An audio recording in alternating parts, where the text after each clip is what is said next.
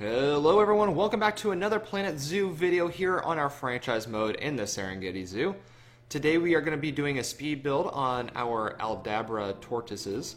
We're actually going to bring in 2 new habitats, and we have like 12 tortoises that we're actually bringing in, believe it or not. Because I kind of mismanaged our last zoo, or should I say the Katahdin Zoo, which is a zoo that we're actually removing for those of you that are new. We are actually removing one of our old franchise zoos. So therefore we're bringing those animals from this habitat over to our new one that we're about to make. And the old one had some pretty cool things to it, but it didn't really exaggerate a cool design or anything like that. So we're going to give it a nice new home here. So coming back here to the Serengeti Zoo, we are actually going to be building a unique building this time. I haven't done a building like this yet, so I'm going a little bit out of my comfort zone, and it takes me a little bit of time to actually do it. So therefore, what we're going to be doing is we're going to have 2 habitats and 2 viewing areas inside this building. And it's actually tilted at a 45-degree angle in the center. So therefore, this building is not built on a grid like other buildings. It's not supposed to look that way to a certain extent. So the whole idea behind this is that we have 2 different viewing areas. These people are going to come in and they're going to walk through here, see 2 different habitats at the go. And the main reason why we have 2 different habitats for these guys is because we want to be able to sort of breed them in a certain way. And the Aldabra tortoises, they actually live till like they're over 100 years old. So when we actually have to get rid of some of these tortoises, I have no idea. As a matter of fact, I don't even know when they start to age at, because I have a lot of like juveniles in this one habitat. At the end of the video, I have a bunch in there, and it's like 14 tortoises, which is way too much.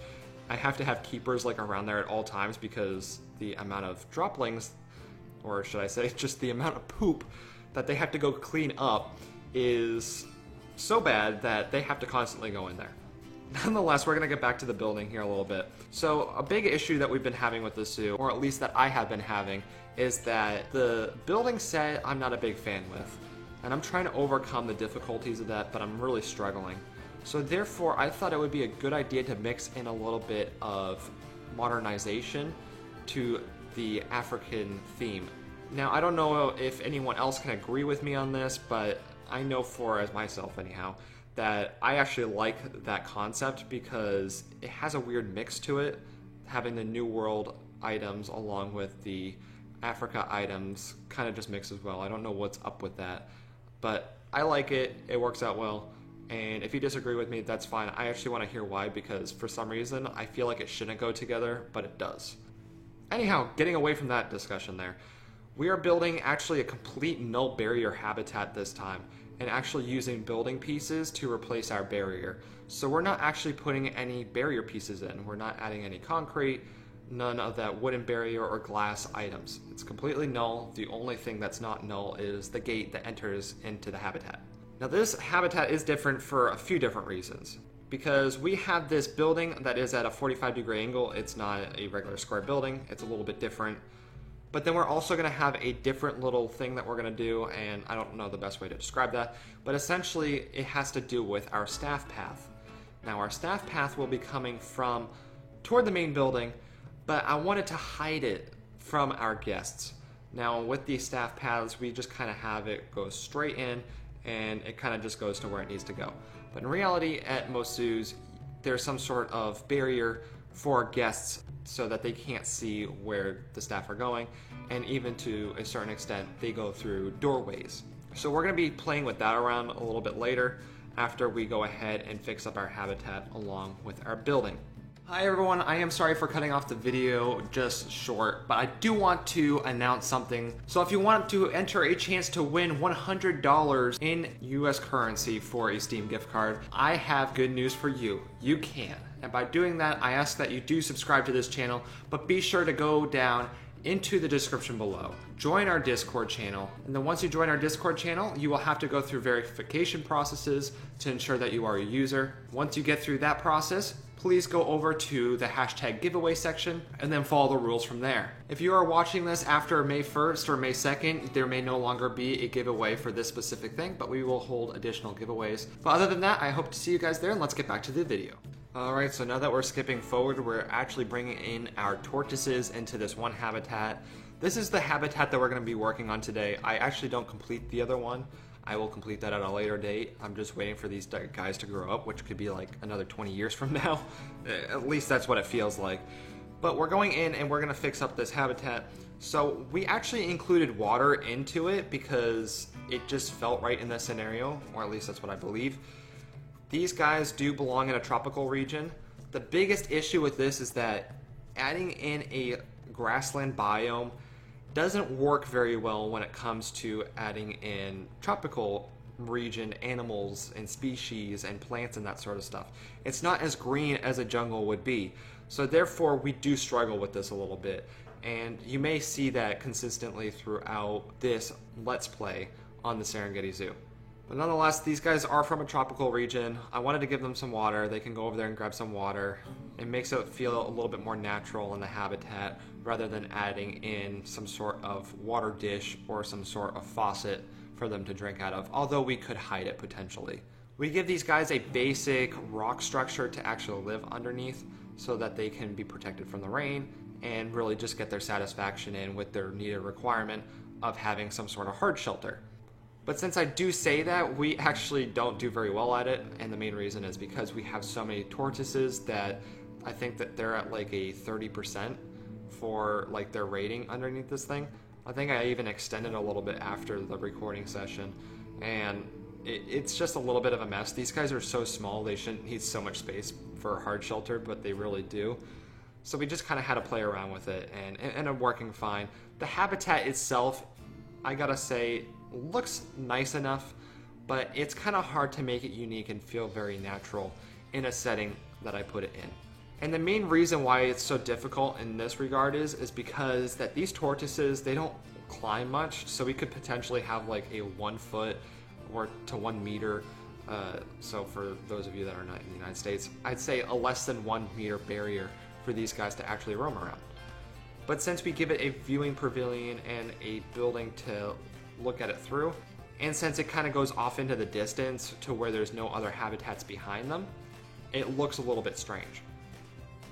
So if any of you guys have an idea of how I could actually fix that up and make it better, I would highly appreciate it, because right now that's probably the biggest downfall about this habitat, is it feels very constrained. Now back to this building. There are a lot of things that are going on with this building. It's very complicated to really figure out the right way to go. It actually does take me a hot minute to figure out what I need to do. Essentially what I do is I start out with my normal things. I end up taking the building off of the building structure, and I end up bringing it off over to the side so there's a little bit of overhang on the building, because it just makes it look so much better. For a very small detail, it's amazing what you can do. But then the biggest issues that we have includes having the roofs go through the ceilings and having this little corner right in the middle that is giving us so much of an issue. Alright, so just skipping forward a little bit, I did do a lot of work in this time, but it was really just me trying to figure out where to go. But essentially what we end up coming over to is doing something toward the back section of the wall. So there's 3 squares from the back of the building toward the front of the glass. So what that is that I can have 3 building squares, and that back building square I end up putting in a ceiling, a flat ceiling, so a flat roof, to actually hide the little roof part that comes in and just kind of disturbs the building a little bit toward the center. I didn't really know where to go with this for a very long time. It took me a long time to actually figure out what to do with it. So if any of you guys actually play Planet Zoo and have these issues, go back, take a minute, and try to figure out later. Kind of think outside the box a little bit, because you will be able to figure it out. I tried so many things with this, trying to figure out how to hide so many things, and it just was not working. I couldn't figure out how to connect the front wall there with, you can see the little New World columns. They just doesn't look good at all. So really, how do we fix up this point, and how do we make it look nice? I moved on to something else, and I said, you know what? I want it to look good in the inside. So how do I do that? I end up just making this custom support structure with this awesome metal beams, and I end up bringing in some wood from the Africa theme. And what I end up doing is I just kind of fill in the little spaces as the time goes on and just kind of play with it. It's not going to look perfect. It's not going to look perfectly symmetrical at all, but it does good enough to where it actually gives this building a nice little Africa theme to it, although it is more of a modern building. Alright, so moving forward, once again, I ended up fixing up the ceiling. It took me quite a bit of time to actually do that, but now I think I know what I want to do. This building needs some sort of focal point, and I thought about giving it a nice tower to see if that would help ease the pain of my struggles in this little corner. The square one wasn't doing it, right? So I had to figure out what to do. And I said, you know what? Hold on a minute. What if I just went ahead and had a circle tower? And that got me thinking a little bit. The next type of circle tower I could think from that is like one of those mud ones. So I ended up going with a mud circle tower. And surprisingly, it fit so perfectly. And it had such a nice focal point to it. Worked great inside and it worked great outside. I originally thought it wasn't going to work great inside. But once you walk in toward this building, it's very modernized and it does have some decoration at the end of the result of this whole speed build. It does have some decoration on the wall and stuff like that. But it ends up adding that little focal point even inside too, and it helps divide up the sections, which is an awesome design that we put into this building. So with this tower here, we end up putting on the awesome, I don't know what to call it because I keep forgetting the name. So basically it's like the straw, like roof type feel, whatever you want to call it. It goes with the rest of our buildings. It looks nice. It's our little focal point. We end up giving it a little bit of color as well toward the top. I try to copy the colors over, but for some reason, like copy and paste doesn't work on Planet Zoo as much. But that's all right. We end up coming back over here because what we end up doing is we connected the paths, and what we did is we actually had the paths on a grid, which was connected with the building. So therefore, we end up taking this concrete floor, and it was supposed to hide it basically. We had to redo it, and we had to connect up the paths properly. And it's a little bit strange because it takes me a minute to get it just right, but at the same time, the paths inside don't look good on themselves. So we bring in the path, we figure out a right way to get it. It shows a little bit of ground to it, so it didn't work out the best, but we end up bringing in the concrete and it goes right over it. Makes it look like a proper structure to this building.